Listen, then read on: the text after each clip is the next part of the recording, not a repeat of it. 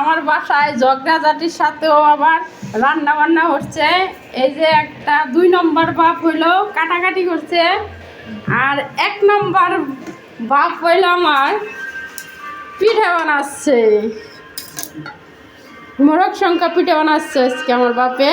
আর এক বাপের মুখ দেখানো যাবে না, সে মুখ দেয় না। আর এই যে মা হলো আমার বাসায় পিঠা বাজছে, এই দেখো পিঠা ভাজি করছে, ওই যে পিঠা বানাচ্ছে।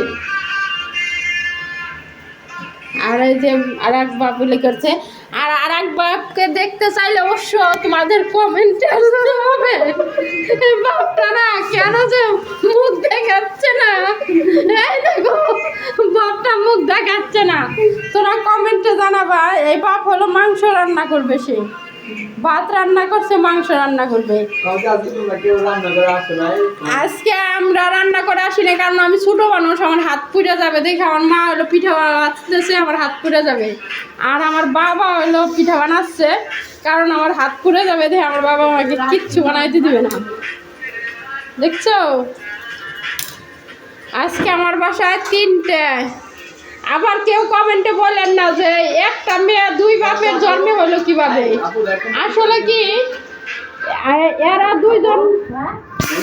এরা দুইজন হলো বন্ধু, ঘনিষ্ঠ বন্ধু, তো তাই আমার এই 2 বাপে মিলে আমার একা জন্ম দিছে, অর্ধেক অর্ধেক ভাগে।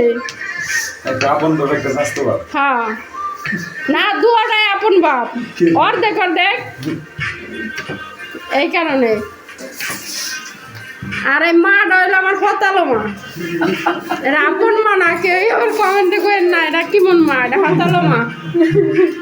এই যে পিঠা বাজছে, দেখি ওই পিঠাটি দেখি দেখছি অনেক